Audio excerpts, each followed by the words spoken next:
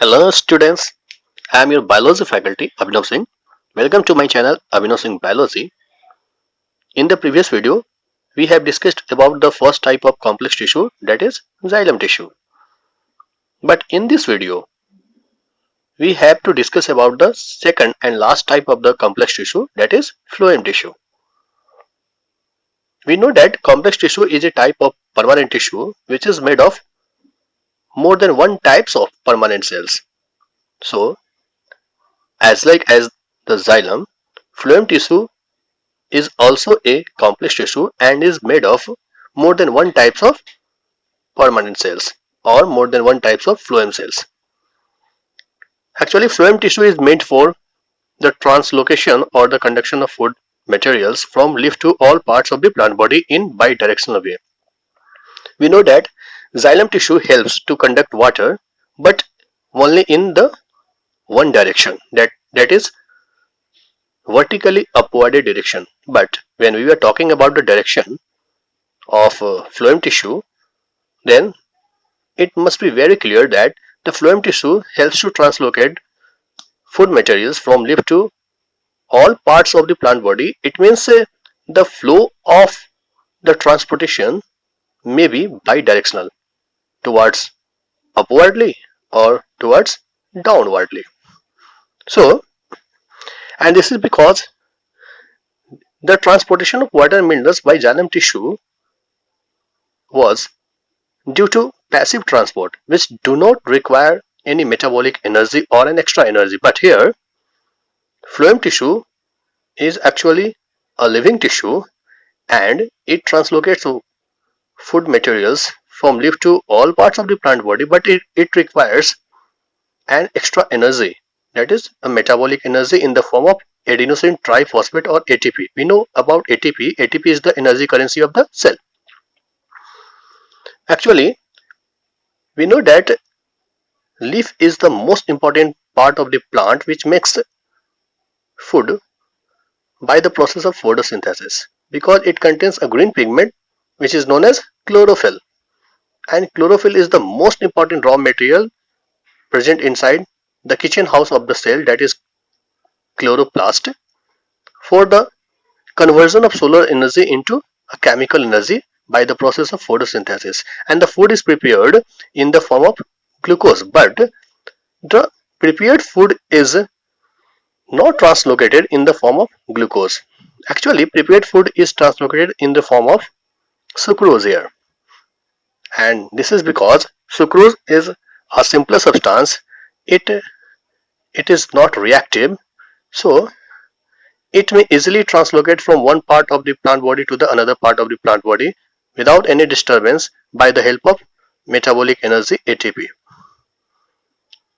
So here it must be very clear that the term phloem was coined and discovered by Nageli, and the phloem term is originated from a Greek word phloreos, which means bark. Actually, phloem is present upwardly or outwardly, whereas xylem is present inwardly in the plant body. So let's move on. The structure of the phloem tissue. We observe here the structure of phloem tissue. This is a longitudinal section of the phloem tissue, and also this is the transverse section of the phloem tissue. So this is the image by which the structure of the phloem tissue must be clear. So this is the image you may observe here. You may observe very minutely. Actually, on the basis of the origin, phloem is of two types: primary phloem and secondary phloem. Primary phloem is originated from procambium part of the plant, whereas the secondary phloem is originated from the vascular cambium of the plant. पिछले video में जैसा मैंने xylem tissue में discuss किया था, इन दोनों part से related कई बच्चों का डाउट है यहाँ, तो यहाँ पर अभी मैं उन बच्चों का डाउट में क्लियर करना चाहूंगा. कई बच्चों ने मुझसे पूछा था कि प्रोकैम्बियम और वैस्कुलर कैम्बियम में क्या डिफरेंस है, उसकी इमेज को आप दिखलाएं। तो बच्चों आप यहाँ पर ये इमेज देख रहे हैं, this is the image of procambium. Procambium का ये आप इमेज जो देख रहे हैं, इसमें आप क्या क्या नजर आ रहा है, तो गौर से देखो बच्चों। इसमें सबसे आउटवर्डली आपको एक मेम्ब्रेन लाइक स्ट्रक्चर दिख रहा होगा, आउटर कवर, जिसे एपिडर्मिस बोल रहे हैं, ठीक है। और इसका जो बाहरी हिस्सा है वो कॉर्टेक्स कहलाता है। और गौर से देखो इसके इनर मोस्ट हिस्से को, इसे क्या कहते हैं, पित्त। पित्त को ही हम लोग मेडुला भी कहते हैं। और क्या दिख रहा है बच्चों, तो इस प्रोकैम्बियम पार्ट में आपको जाइलम और फ्लोएम के लोकेशन भी नजर आ रहे हैं, ठीक है। और यहां पर अब देखो, चलो एक और इमेज देख लेते हैं। इसे देखो, इससे प्रोकैम्बियम पार्ट और भी ज्यादा क्लियर आपको नजर आ रहा है। इसमें आपको पता चल रहा है कि इसमें जाइलम और फ्लोएम्स के अरेंजमेंट किस हिसाब से हैं, ठीक है। जो प्रोकैम्बियम पार्ट में जो भी इनके एलिमेंट्स हैं, जो भी इनके कंपोनेंट्स हैं, वो किस तरह से अरेंज्ड हैं। चलो एक और व्यू देख लेते हैं, एक और इमेज देखते हैं। यह भी प्रोकैम्बियम ही है, आप यहां देख रहे हो। ये जो प्रोकैम्बियम आपको नजर आ रहा है, अब यहां पर देखो ये कितना प्रोकैम्बियम एक्चुअली प्लांट पार्ट में इनरली कैसा दिखता है, वो यहाँ पर दिखाने की कोशिश की जा रही है। चलो एक और व्यू देख लेते हैं। ये प्रोकैम्बियम का यहाँ पर ट्रांसवर्स और लॉन्गिट्यूडिनल सेक्शन आपको नजर आ रहा है बच्चों, ठीक है। अब तो प्रोकैम्बियम एक्चुअली क्लियर हो गया होगा। Actually procambium part is developed from apical meristem region of the plant body, ठीक है। तो प्रोकैम्बियम एक्चुअली ये बहुत ही ज्यादा डेवलप्ड रीजन नहीं होता है, ठीक है। जो जो सिंपल प्लांट्स होते हैं उनमें प्रोकैम्बियम पार्ट एक्चुअली देखा जाता है, ठीक है। और यही प्रोकैम्बियम फिर बाद में किस में डेवलप हो जाएगा, वैस्कुलर कैम्बियम में। थोड़ा सा हम लोग बच्चों यहाँ पर वैस्कुलर कैम्बियम भी देख लेते हैं, इसका इमेज भी देख लेते हैं। तो वैस्कुलर कैम्बियम भी और ज्यादा बेहतर तरीके से क्लियर हो जाएगा, और तब हम वैस्कुलर कैम्बियम को प्रोकैम्बियम से कंपेयर कर पाएंगे कि आखिर डेवलपमेंट किस हिसाब से है। देखो ये इस इमेज को देखो, वैस्कुलर कैम्बियम के इस इमेज में भी आपको प्रोकैम्बियम की तरह ही आपको एपिडर्मिस नजर आ रहा है। इसका जो अपवर्ड पार्ट है या फिर आउटर मोस्ट जो पार्ट है कॉर्टेक्स, वह भी नजर आ रहा है। इसके सबसे इनर मोस्ट पार्ट जिसे पित्त कहा जाता है या मेडुला भी कहते हैं, वो भी आपको दिख रहा है। इनमें जाइलम फ्लोएम के अरेंजमेंट को देखो बच्चों, इसमें आपको प्राइमरी जाइलम भी नजर आ रहा है, प्राइमरी फ्लोएम भी नजर आ रहे हैं, ठीक है। इसमें आपको एक्चुअली जो इंटरफैसिकुलर या फिर फैसिकुलर कैम्बियम है, जो कि वैस्कुलर कैम्बियम के पार्ट्स होते हैं, वो भी नजर आ रहे हैं। चलो एक और व्यू देख लेते हैं। इस इमेज को देखो, वैस्कुलर कैम्बियम और भी ज्यादा क्लियर हो जाएगा, ठीक है। इसमें आप इनके जो एलिमेंट्स हैं या फिर वैस्कुलर कैम्बियम के जो भी कंपोनेंट्स हैं, उनके अरेंजमेंट को देख सकते हैं। चलो एक और इमेज देख लेते हैं। यह भी व्यू देखो, अंदर से वैस्कुलर कैम्बियम कैसा नजर आता है आपको यहाँ पर ये क्लियर हो रहा है, ठीक है। चलो एक और ये भी व्यू देख लेते हैं। वैस्कुलर कैम्बियम का ही ये व्यू है। यहाँ पर आप गौर से देखो, यहाँ पर आपको सेकेंडरी फ्लोएम दिख रहा है। इस वैस्कुलर कैम्बियम का ये जो व्यू है, ये सेकेंडरी फ्लोएम को दर्शा रहा है, ठीक है। तो बच्चों यहाँ पर हमने इन इमेजेस की सहायता से यहाँ पर प्रोकैम्बियम और वैस्कुलर कैम्बियम को समझ लिया है। और procambium is actually related with primary phloem and vascular cambium is related with secondary phloem. Procambium is also which is the most important and the basic raw material for primary xylem. This primary xylem is of two types. Primary phloem. Primary phloem is of two types. Protophlloem and metaphlloem. यहाँ पर देखो बच्चों, अब हम थोड़ा सा protophloem और metaphloem में जो डिफरेंसेस है उसको समझ लें। तो देखो, जैसा नाम है proto means first formed phloem. The first form phloem is known as protophloem and the latter formed phloem is known as metaphloem. यहाँ पर देखो, ये जो इमेज तुमको दिख रहा है, ये प्रोटोफ्लोएम का इमेज है, ठीक है। प्रोटोफ्लोएम के इस इमेज को आप गौर से देखो तो इसका स्ट्रक्चर कैसा होता है प्रोटोफ्लोएम का, जो कि इनमें एक्चुअली रिड्यूस्ड ल्यूमेन पाए जाते हैं। इनमें जो सिव ट्यूब्स पाए जाएंगे वो कैसे होंगे, रिड्यूस्ड होंगे, ठीक है। और उनमें जो कैविटी होगा वो बहुत ही ब्रॉडर नहीं होगा, ठीक है। लेकिन अब हम इस इमेज को देखें, this is the image of metaphloem. Metaphloem के इस इमेज में आप देखोगे तो इसमें कुछ एडवांसनेस नजर आएगा, ठीक है। Metaphloem is the developed phloem और the developed primary phloem which contains wider और broader sieve tubes, ठीक है। इनमें sieve tubes जो पाए जाएंगे थोड़े ब्रॉडर पाए जाएंगे, ठीक है। उनमें जो ल्यूमेन होगा, कैविटी होगा, वो बड़ा होगा, चौड़ा होगा, ठीक है।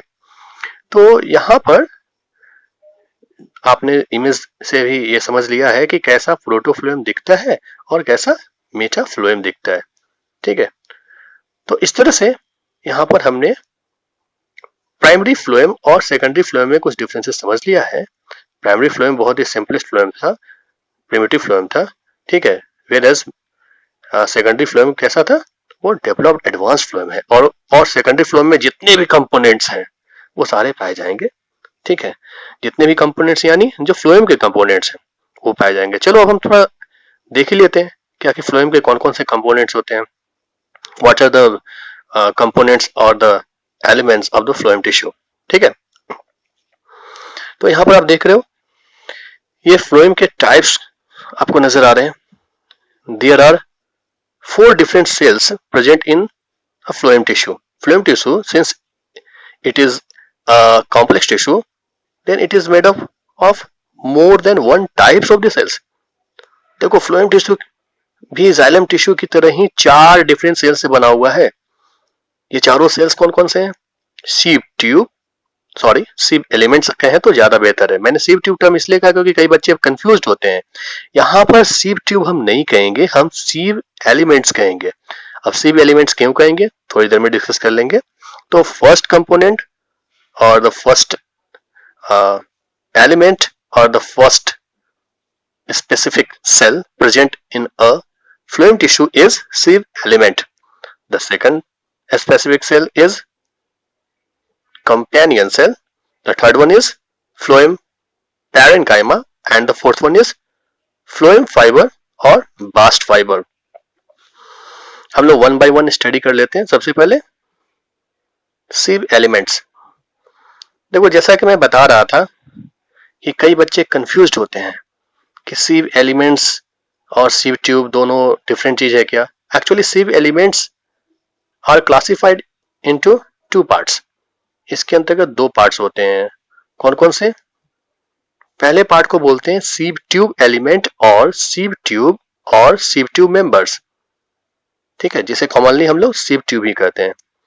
और सेकंड एलिमेंट क्या कहलाएगा, सेकंड एलिमेंट कहलाता है सिव सेल।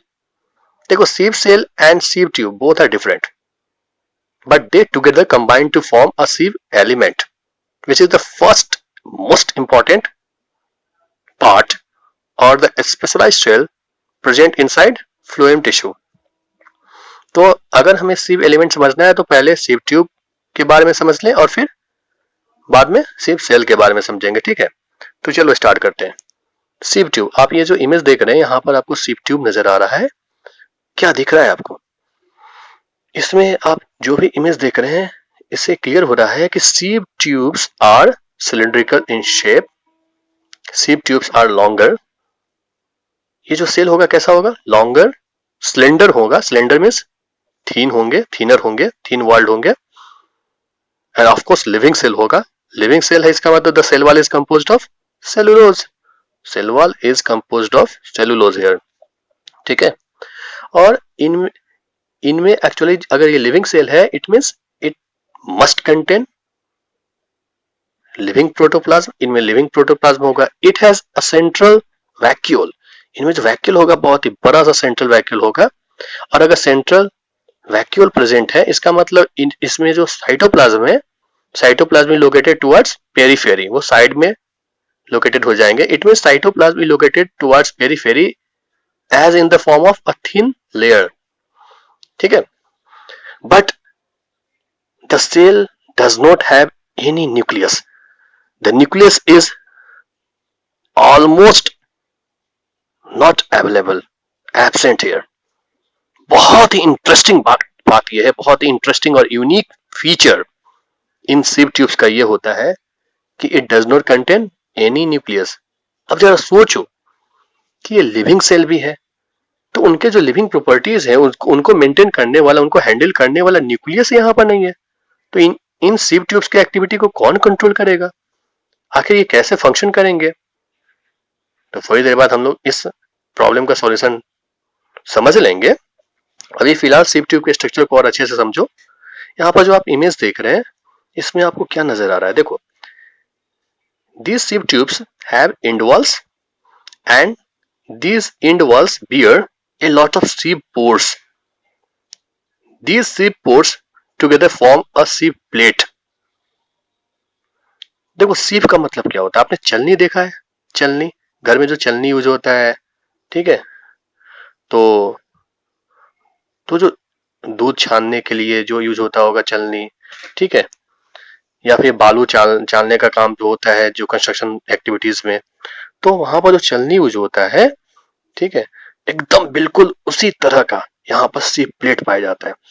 यहाँ पर एक स्पेसिफिक सीव रीजन बनता है, सीव एरिया होता है जहां पर सीव प्लेट पाया जाता है, और इस सीव प्लेट में कई सारे सीव पोर्स अवेलेबल होते हैं. यानी पूरे सीव ट्यूब सेल में सीव पोर्स नहीं पाए जाएंगे, ठीक है. Only this pores are located at the sieve plate region, ठीक है. ये जो सीव ट्यूब्स होते हैं, these sieve tubes are present only in angiosperms और फ्लावरिंग प्लांट्स. जो फ्लावरिंग प्लांट्स हैं, चाहे मोनोकॉट्स हो, डाइकॉट्स हो, उनमें ये सीव ट्यूब्स पाए जाएंगे, ठीक है. But this sieve tubes are absent in case of gymnosperms and pteridophytes. Ferns, pteridophytes, conifers या फिर जिम्नोस्पर्म्स में ये सीव ट्यूब्स नहीं पाए जाते हैं, ये एब्सेंट होते हैं, ठीक है. अब एक्चुअली क्या है कि अगर हम सीव ट्यूब्स की एक और खासियत की बात करें, specially in the winter season, last winter season में हम देखेंगे कि जब विंटर सीजन एंड हो रहा होता है और ऑटम सीजन बिगिन होता है, ऑटम सीजन यानी पतझड़ का जो मौसम होता है, उस समय हम क्या देखते हैं? तो उस समय क्या होता है कि specific carbohydrate that is known as callose carbohydrate or callose flux is deposited on these sieve pore region. ये जो sieve pores है यहाँ पर callose sugar का excessive deposition हो जाता है, जिसकी वजह से यह जो फूड के कंडक्शन का जो ये पाथ है ये ब्लॉक हो जाता है. और जब यह पाथ जब ब्लॉक हो जाएगा, then it stops to conduct और ट्रांसलोकेट फूड मटेरियल्स. तो फूड का ट्रांसपोर्टेशन या ट्रांसलोकेशन ये तब नहीं करा पाएगा. कब की बात हो रही है? विंटर एंड की बात हो रही है या ऑटम सीजन की बात हो रही है, ठीक है. उस समय क्या होता है? द टेम्परेचर कम्स डाउन, और टेम्परेचर बहुत ही कम होता है विंटर सीजन में, और उस सिचुएशन में क्या हो जाता है कि कैलोस शुगर का, कैलोस कार्बोहाइड्रेट का एक्सेसिव डिपोजिशन हो जाता है on the sieve region, sieve plate region में, ठीक है. But when the spring comes, लेकिन जैसे ही स्प्रिंग आता है और उसके बाद फिर गर्मी की जब शुरुआत होती है, यानी समर सीजन जब बिगिन होने लगता है, तो उस समय क्या होता है? These callose sugars are becoming dissolved, इनका डिसोल्यूशन होना शुरू हो जाता है, और फिर से वो जो रास्ता ब्लॉक हो गया था वो दिस पोर्स बिकम ओपन, फिर ओपन हो जाएगा, और फिर से ट्रांसपोर्टेशन या ट्रांसलोकेशन फूड मटेरियल्स का फिर स्टार्ट हो जाएगा, फिर कंटिन्यूअसली वो चलता रहेगा, ठीक है. तो ये थोड़ा सा डिस्टर्बेंस बीच में होता है विंटर एंड में या ऑटम सीजन में, और फिर बाद से स्प्रिंग से फिर से वो कंटिन्यू हो जाता है, ठीक है. इस चीज को समझना जरूरी है, क्योंकि कई सारे एग्जामिनेशंस में ये क्वेश्चन पूछा जाता है कि ऐसा क्यों होता है, किस शुगर की वजह से, किस कार्बोहाइड्रेट की वजह से, तो कैलोज की वजह से समझना है, ठीक है. अब देखो यहाँ पर क्या है कि यहाँ पर हमने सीव एलिमेंट के first constituent, first component sieve tube के बारे में हम अभी पढ़ रहे थे. तो सीव ट्यूब के बारे में हमें ये पता चला कि चलो ये जो सीव ट्यूब है, ये जो सेल है, ठीक है, ये कैसे होंगे? लॉन्गर होंगे, इलोंगेटेड होंगे, सिलेंड्रिकल होंगे, इनमें इनके जो इंड वॉल्स हैं वहां पर कई सारे सीव एरिया पाया जाएगा. वो जो सीव एरिया है, उस सीव एरिया में सीप पोर्ट्स पाए जाएंगे और वो कई सारे पोर्ट्स मिलके क्या बना रहे हैं, सीप प्लेट रीजन बना रहे हैं, सीप प्लेट बना रहे हैं। ठीक है, और इन्हीं सीप पोर्ट्स की वजह से या सीप प्लेट की वजह से क्या होगा, ये फूड के ट्रांसलोकेशन में बहुत ही इंपॉर्टेंट रोल प्ले करेंगे। एक कंटिन्यूअस चैनल बनाएंगे, फूड पाइप सिस्टम बनाएंगे, जिसकी वजह से फूड का translocation easily active transport medium से हो पाएगा।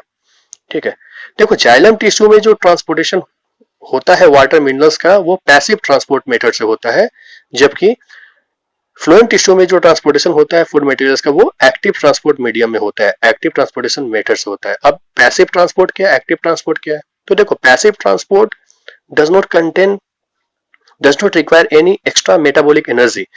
पैसिव ट्रांसपोर्ट होने के लिए बस कंसंट्रेशन ग्रेडियंट चाहिए, कंसंट्रेशन डिफरेंस चाहिए by the process of diffusion. यानी passive transport requires and follow the rule of diffusion. Diffusion आप जानते हैं बच्चों, diffusion is the process of, क्या होता है, diffusion is the process of transfer of materials from the region of higher concentration to the region of lower concentration. तो बस diffusion वहां पर काम कर जाता है और आराम से हायर कंसंट्रेशन रीजन से लोअर कंसंट्रेशन रीजन की ओर वहां पर फ्लो हो जाता है वाटर मिनरल्स का वेरी इजीली। ठीक है, तो इस यहाँ पर कोई भी एक्स्ट्रा एनर्जी रिक्वायर्ड नहीं होता। ठीक है, इसलिए इस मेथड को क्या बोलते हैं, पैसिव ट्रांसपोर्ट। लेकिन ऐसा फ्लोएम टिश्यू के साथ नहीं होता। फ्लोएम टिश्यू के साथ जो फूड का ट्रांसलोकेशन होगा यहाँ पर, it requires metabolic energy ATP, and ये जो एक्स्ट्रा एनर्जी यहाँ पर रिक्वायर्ड हो रहा है, इस वजह से यहाँ पर ट्रांसपोर्टेशन मेथड चेंज हो जाता है, जिसे एक्टिव ट्रांसपोर्ट बोलते हैं। ठीक है, तो यहाँ पर इस तरीके से हमने कैसे ट्रांसपोर्टेशन होता है फूड का, ये हमने by the help of phloem tissue के फर्स्ट कंपोनेंट के अंतर्गत, फर्स्ट कंपोनेंट यानी सीव एलिमेंट के अंतर्गत सीव ट्यूब के सिनेरियो को यहाँ पर समझ लिया है। देखो, sieve tube is associated with the second component of the phloem tissue which is known as companion cell। ठीक है, कंपेनियन सेल के बारे में हम समझेंगे अभी थोड़ी देर बाद। कंपेनियन सेल यहाँ पर सीव ट्यूब से क्यों एसोसिएटेड होता है, आखिर क्या वजह होता है और उसको कंपेनियन क्यों कहते हैं। ठीक है, उससे पहले थोड़ा हम आगे बढ़े, जो कि सीव एलिमेंट का सेकंड कंस्टिट्यूएंट है, इसे क्या बोलते हैं, सीव पोर्स, सॉरी सीव सेल्स।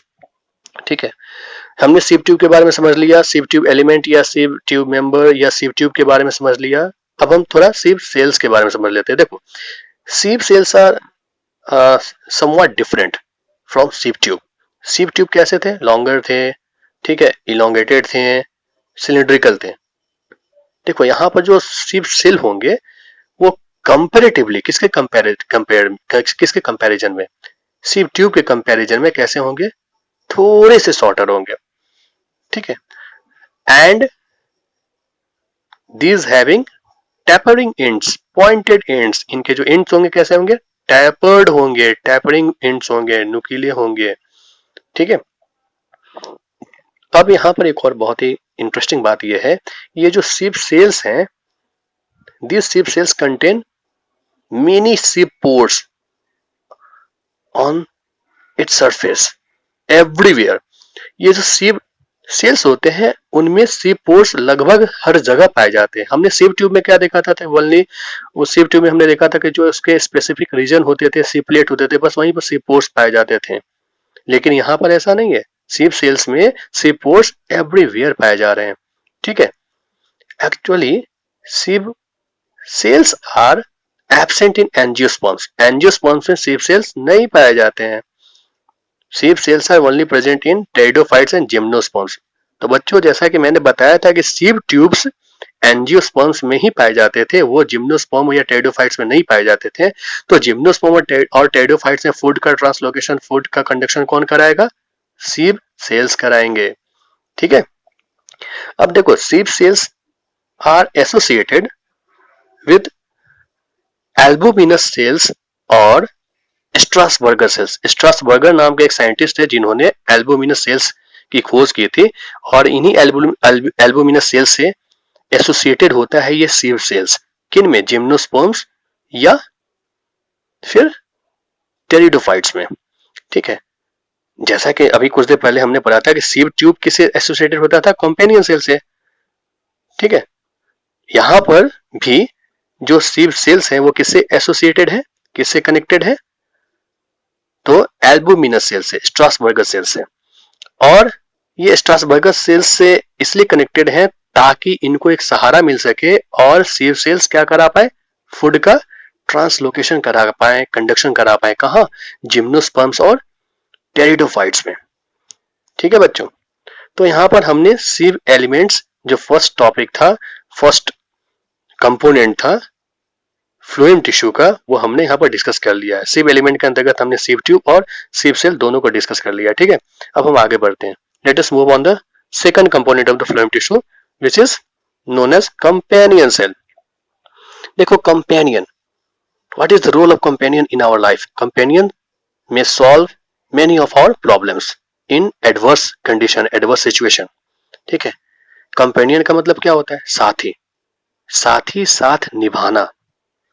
ठीक है, मतलब या मतलब बस यही बात है। इसी टर्म का मतलब जैसे ही मैंने साथी बोला तो आपके दिमाग में आ जाना चाहिए कि बस यही काम करता है। कौन? Companion cell. किसका साथ निभाएगा? तो सीव ट्यूब का साथ निभाएगा। ठीक है, सीव एलिमेंट्स के अंतर्गत ये सीव ट्यूब का साथ निभाएगा। Companion cells are absent in case of gymnosperms and pteridophytes. देखो कंपेनियन सेल जिम्नोस्पर्म्स और टेरिडोफाइट्स में नहीं पाए जाते हैं। कंपेनियन सेल्स कहां पाए जाते हैं? These are present only in angiosperms as like as of the sieve tube। sieve tube की तरह ये कंपेनियन सेल्स भी सिर्फ एंजियोस्पर्म्स यानी फ्लावरिंग प्लांट्स, मोनोकोट, डाइकोट में ही पाए जाते हैं।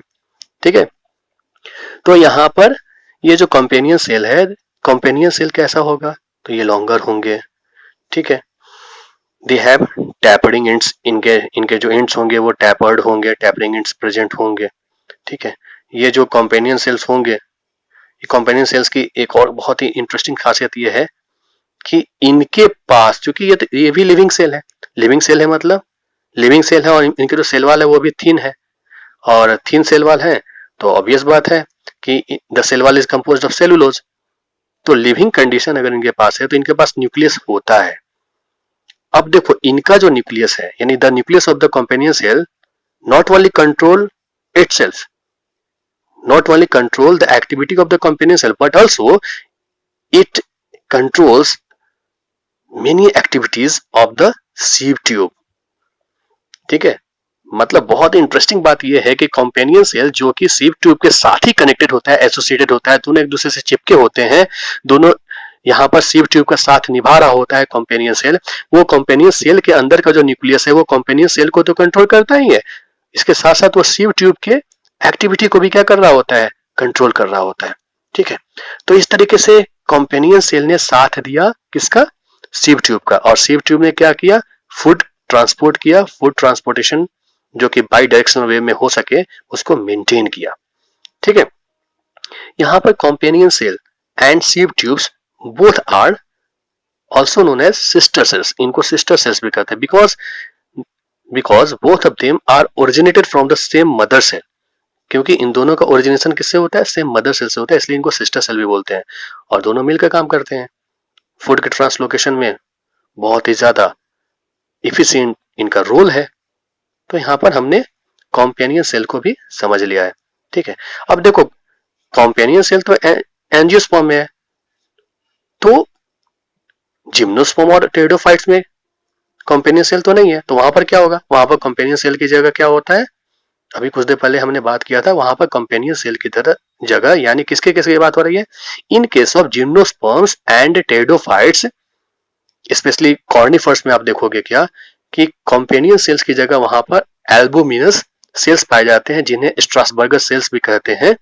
और ये स्ट्रासबर्गर सेल्स वहां पर सीव सेल्स के साथ कनेक्टेड होते हैं, एसोसिएटेड होते हैं, लेकिन दोनों का ओरिजिन सेम मदर सेल से नहीं है, लेकिन उसके बावजूद भी उनमें एसोसिएशन इतना जबरदस्त होता है कि ये फूड ट्रांसलोकेशन या फूड ट्रांसपोर्ट में जिम्नोस्पर्म्स या टेरिडोफाइट्स के केस में ज्यादा योगदान दे पाते हैं। ठीक है, तो यहां पर हमने कंपेनियन सेल को भी डिस्कस कर लिया बच्चों। Let us move towards the third component of the phloem tissue which is known as phloem parenchyma. Phloem parenchyma is also known as bust parenchyma। As the name parenchyma is here, we know about the feature of the parenchyma. Parenchyma is a living tissue and Since it is a living tissue, it contains nucleus, it contains living protoplasm. It is its cell wall is its thin cell wall is composed of cellulose. It has tapering ends also. ये जो phloem parenchyma cell जो होते हैं, ये phloem parenchyma living cell है। किनकी तरह? Sieve tube या सीव एलिमेंट्स और कंपेनियन सेल की तरह ये भी लिविंग होते हैं, लेकिन ये फूड ट्रांसपोर्ट में जबरदस्त रोल प्ले नहीं कर पाते हैं। आखिर ये करते क्या है? तो देखो, since it is a parenchyma, then it helps in the storage of many food components like resins, tannins, alkaloids, starch, mucilage, latex, etc.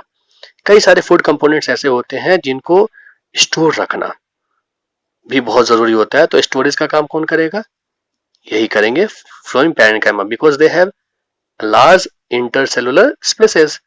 तो लार्ज इंटरसेलुलर स्पेस की वजह से ये क्या कर पाएंगे? इन फूड कंपोनेंट्स को इजीली स्टोर रख सकते हैं। क्या सिर्फ यही काम है फ्लोएम पैरेन्काइमा का? नहीं, phloem parenchyma also helps in the radial conduction of food materials, food molecules. Food molecules का मतलब, फूड मॉलिक्यूल्स यानी इनमें कई सारे जो न्यूट्रिएंट्स हैं, एमिनो एसिड्स हैं, या फिर हो सकते हैं कि फूड के साथ साथ कई सारे हार्मोन्स भी हैं, तो उनका रेडियल कंडक्शन कराने में फ्लोएम पैरेन्काइमा का अहम योगदान होता है। ठीक है, तो यहाँ पर हमने फ्लोएम पैरेन्काइमा के बारे में समझ लिया। एक और इंटरेस्टिंग बात यहाँ ये समझना है कि phloem parenchyma is absent in case of monocots and herbaceous plants. जो मोनोकॉट्स होते हैं या हर्बेसियस प्लांट्स होते हैं, उनके केस में फ्लोएम पैरेन्काइमा एब्सेंट होता है। ठीक है, so let us move towards the last component of the phloem tissue, which is known as phloem fibers और bast fibers. ये जो bast fibers होते हैं या phloem fibers होते हैं, as the name fiber is here, it is a sclerenchyma fibers, and we know all about the features of sclerenchyma tissue.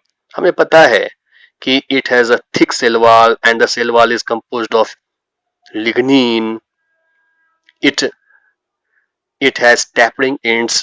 इनके जो एंड्स होंगे वो कैसे होंगे? टैपरिंग एंड्स होंगे। These are elongated longer cells. ठीक है, और ये जो बास्ट फाइबर्स है, ये आप इमेज देख रहे हैं, ये जो फ्लोएम फाइबर्स होते हैं ये डेड होते हैं। This is the only dead cells थे। सीव ट्यूब्स, कंपेनियन सेल्स और फ्लोएम पैरेन्काइमा, ये तीनों लिविंग थे। बस डेड कौन सा है? यही लास्ट वाला। कौन सा? फ्लोएम फाइबर, जिसे बास्ट फाइबर भी कह रहे हैं। तो what is the main function of the phloem fiber?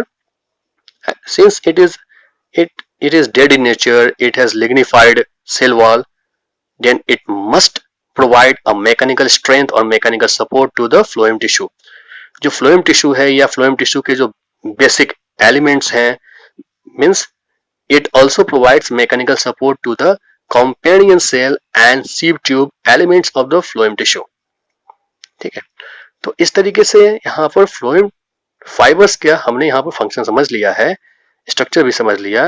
Actually अब देखो, phloem fibres has a greater economic importance, it has a very commercial value. इसका बहुत ही इंटरेस्टिंग और बहुत ही जबरदस्त कमर्शियल वैल्यू होता है। ठीक है, इसको समझने के लिए कुछ एग्जांपल्स आप समझ लो, जैसे फ्लोएम फाइबर्स के एग्जांपल्स क्या क्या हो सकते हैं और इनका कमर्शियल वैल्यू क्या है। तो आपने हिबिस्कस, लिनसीड, लाइनम, कैनबिस, इन सबको आपने देखा होगा। इनके जो फाइबर्स होते हैं are examples of phloem fibres. ठीक है, आपने पटुआ भी देखा होगा, जूट भी देखा होगा। Jute fibres are also examples of phloem fibres. और आपको पता है जूट फाइबर्स का क्या इकोनॉमिक इंपॉर्टेंस है। Jute fibres are also helpful for making ropes, mats, bags, sacks etcetera. ठीक है, तो इस तरीके से ये जो फ्लोएम फाइबर्स हैं, बास्ट फाइबर्स हैं, इनका बहुत ही मेजर इकोनॉमिक इंपॉर्टेंस है। ठीक है, तो यहाँ पर हमने फ्लोएम टिश्यू के स्ट्रक्चर, फंक्शन, टाइप्स, उनके जो कंपोनेंट्स हैं, उसके बारे में डिटेल एनालिसिस कर लिया है। So this is all about the topic phloem tissue. So at last यहाँ पर आप कुछ क्वेश्चंस देख रहे हैं, इन क्वेश्चंस को आप सॉल्व करें बच्चों। हमेशा की तरह मैं वीडियो के एंड में ये सारे क्वेश्चंस देता रहता हूँ, आप इनका प्रैक्टिस करें और इनका आंसर आप कमेंट सेक्शन में टाइप करें। मैं देखना चाहूंगा कितने स्टूडेंट्स कमेंट करते हैं और इनका आंसर पुट करते हैं, ठीक है। तो बच्चों, this is the end of our plant tissue series, और प्लांट एनाटॉमी के अंतर्गत हमने कॉम्प्लेक्स टिश्यू सेक्शन को यहाँ पर कंक्लूड कर लिया है। So thanks for watching my channel, thanks a lot.